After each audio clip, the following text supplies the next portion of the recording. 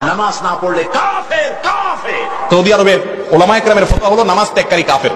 নামাজ না পড়লে কাফের কাফের।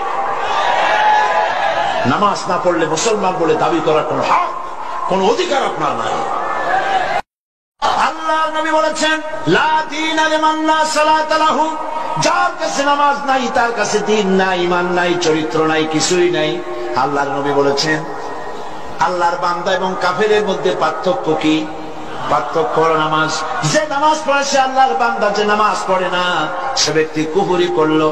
মান তারাকা সালাতান মুতাআম্মিদান ফাকাদ কাফারা, ইচ্ছে করে যে নামাজ ছেড়ে দিল সে কুফরি করলো। বলেন নাউজুবিল্লাহ।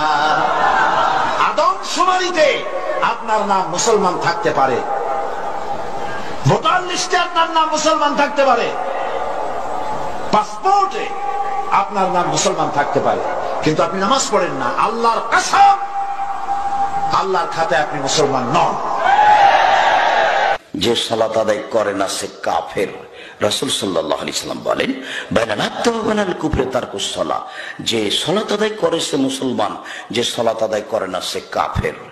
উলামায়ে কেরামের ফতোয়া হলো, যদি এই বেনামাজি, যদিও তিন ধরনের বেনামাজি আছে, এক ধরনের সালাতকে অস্বীকার করে, আর এক ধরনের জেনে বুঝে ইচ্ছায় স্বেচ্ছায়